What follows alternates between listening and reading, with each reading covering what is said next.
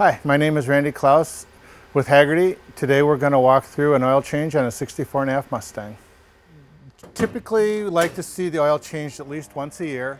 If you do a lot of driving, every couple of thousand miles is even better.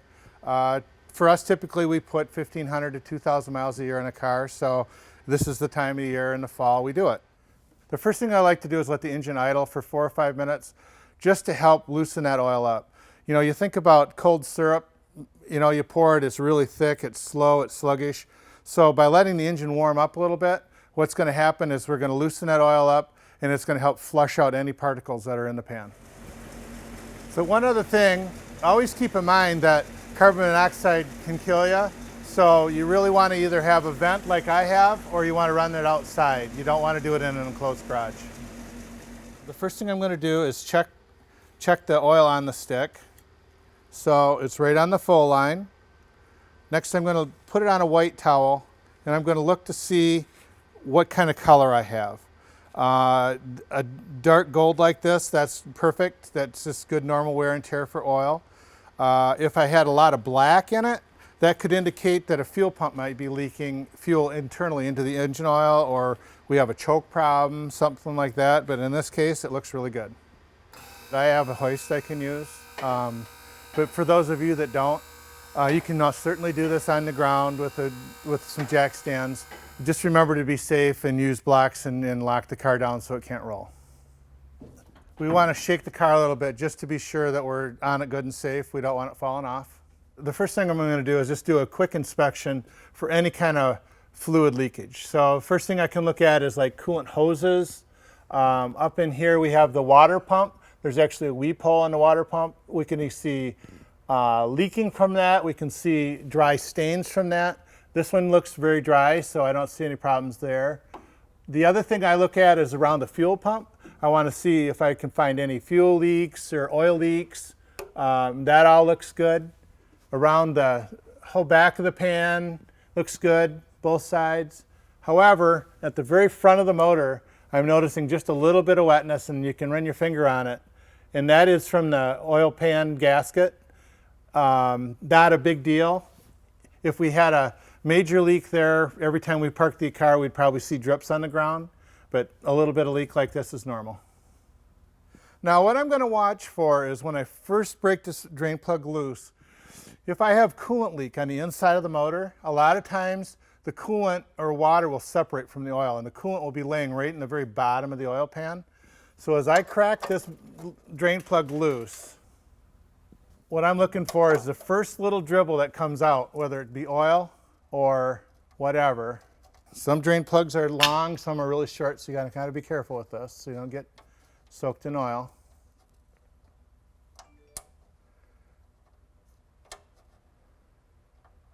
So I got my dribble starting, and I can see that it came out just oil. Next, I'm just going to pull the plug out. If you pull it away fast, you can pretty much get away without getting too much oil on yourself. Now, by running the engine, this is the part where any of the particles, anything that's laying in the bottom of the oil pan, the oil is flowing out fast enough now that it'll help suck those out. You're also kind of looking for any clumps. So if you're watching this oil come out and you start seeing clumps start coming out, you may want to get a clear container and trap some of the oil in it. That way you can look at it through a light and see what it is. If it's grease clumps, or you just don't know sometimes what could be happening inside the motor. So, and also look for silver particles. Anything that would indicate engine wear inside. If you're seeing anything funny in the oil, certainly trap some of it in a container. Usually most of your auto parts companies around town will have the option of sending your oil in for diagnosis. So I'm not going to worry too much about just a little bit of oil dribbling out. But what I am going to do is I'm going to make sure that I wipe the surface where the gasket seats there and on the drain plug as well. If you get some sand and grit in here, sometimes when you put it back together, it'll cause a leak. So the cleaner we can keep this, the better. So I like to do things one step at a time. So I'll take the drain plug out and I'll put it back in, drain the oil, and then tighten it. You really just need to have it snug, just so it can't come loose. If you tighten it too much, it's just a plastic gasket. It's going to squish out. You're going to have problems. Or you could possibly strip out the threads in the nut in the oil pan. So it doesn't have to be super, super tight. Just 20, 30 inch-pounds should be plenty. So next we're going to do the oil filter. Some cars have canister-style oil filters, which have a canister in a metal housing. You have to take it off. On this particular car, we're fortunate that it's a spin-off oil filter. That means it just spins loose. On this one, let's say that we saw some oil, something that we didn't like, and we thought, we should probably send this oil out for testing. Well, this is a good time to do that right out of the oil filter, because the oil filter is going to be trapping all those particles, anything that needs to be filtered out of the oil. So we can actually go right in here with I have a glass. You can use almost anything. You want to keep it as sterile as possible for if you're sending it out for diagnosis. And you'll see I'm actually trapping that oil. Usually takes about a pint. So if I fill this glass up, that would be good. And you can see how watery that oil is. So that's a really good thing. That means all the internal oil lines and stuff are leaking or draining the oil out. So I'm going to get a pretty complete oil change out of it. Now with this in a glass, we can actually put a light to it. The oil is too dirty to see through it, but we could also look at it top and bottom, and just to make sure we don't have any particles, and this oil looks really good. We're looking for a nice golden brown to a caramel color. It's going to get dirty during the course of the summer. This looks really good. So each car has a specific oil filter. Each manufacturer does it a little differently. I prefer to use a Motorcraft filter on this car because it is a Ford. When we open the hood, you can see it. There are many different brands of filters, but you need to definitely go to an owner's manual or a parts store and make sure you get the correct filter for your car. I am going to put a little bit of oil. It could be new oil, it can be used oil. The fact that I have some of this oil saved is good. I'm going to put a little bit of oil on this gasket. What that's going to help with is when I go to remove the filter next time, this gasket won't be welded or stuck really bad to the engine block. You notice when I took it off, I was able just to unscrew it with my hand. That's because when I put these on, I'll lube them up so that it makes them come off easier. The next thing we're going to do is we're just going to screw it on. I wiped that surface up there off really well. I'm going to screw it on and wait till I can just feel that gasket starting to touch right there. So it's a rule of thumb is another quarter of a turn or a half a turn at the most. And that's all you want to do. It will tighten more. You can get it up to a turn or two turns. But if you over tighten it, it's almost impossible to get the filters off. So less is better in this case.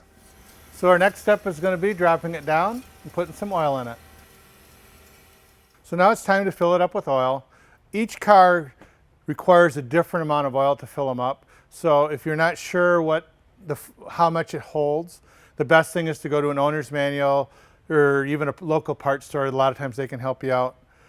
This particular car I know holds a little over 4 quarts. So I'm going to actually put just 4 quarts into it, and then I'll check it on the dipstick, and then I can fill it up from there. So just so you and I are aware, there's a lot of different types of oil out on the market. There's synthetic oils, there's regular oils, there's multi-viscosity oils, there's straight white oils. They're all going to do a good job for you.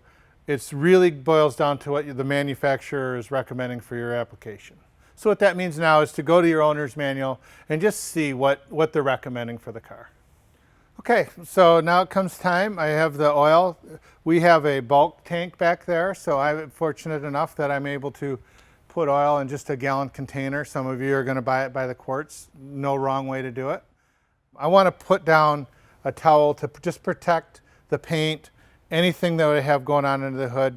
I'm going to work from the front of the car, so I'm not too concerned about the fender back there. But just in case I dribble a little bit of oil or spill something, I've got a towel here really quick to help protect me. So in this particular case, the fill just lifts off the oil cover. I'm going to use a filter or a funnel and put it in. And you'll notice how that oil is a nice golden color, and that's not too far off from the oil that came out of it. So that's a good sign. Obviously, you want to control the pour going in. You don't want to overfill the funnel. Sometimes it'll blurp out of the motor and make a spill. So the slower the better. You know, you don't need to, we're not running a race here, so just be cautious dumping it in. So my next step now before I go any farther is I'm going to actually check the oil on the dipstick just to see where my level is. I'm going to wipe it off once because you never want to trust the first test. Especially if you just put oil in it, that oil could be running off of different particles and read too high on the stick. So always wipe it off and go for the second reading. So right now we can see the oil level, the shiny part on the stick is right by my fingernail. The full mark is just below it. So that indicates to me that it's full on oil right at the moment. Now keep in mind we still have to start the engine and fill the oil filter up, but that gets us within the half a quart oil that we need. I'm suspecting it'll probably take about another half a quart to completely fill it up. But I don't want to overfill the engine at this point. I want to start it, fill the filter, and then recheck it. Put the oil cap back on. Some cars are pressurized if you leave the oil cap off. Some of them have camshafts underneath the valve covers, and if you leave the oil cap off, it'll sling oil out. So just in the case of cleanliness, we want to make sure and put that cap back on. So I'm going to go ahead and start it up. But what I'm going to do is I'm only going to run it for long enough to see the oil light get out. So the oil light, and we just want to run it long enough for that light to go out. And the reason for that is that we don't want to let it continue to run in case we've created an oil leak like with the filter or something. So now I want to go back out. I want to check and make sure the filter's dry. And I also want to check my oil level and make sure I'm full before I run it anymore. So now that we've let it run, I'm going to come down here and I'm going to look and see if I have any oil leaks. Most likely the oil leak I'm going to find is, if any, is going to be around the oil filter. So I'm going to look around the top part of the gasket. I can reach my hand down, make sure I don't have any oil on my hands. And then the final test would be I'm going to get down and look underneath the car, look up at the oil filter just to verify I have no leaks. All looks good. Now we want to wait at least a couple minutes, 3 minutes, something like that, for the oil to get an appropriate level. Right after we run it, there's going to be a lot of oil up in the motor. So if we check the engine oil right away, we're likely to see a lower reading than if we wait for 4 or 5 minutes and let that oil settle to the pan. So let's give it a check and see where we're at now. So we're going to pull it out. And again, the first time I'm going to wipe it off because I really don't care what that first reading was. I can't trust it. The second time we go in, I'm going to come back out. So looking at it now, the full mark is right there on the stick and the engine oil is right there.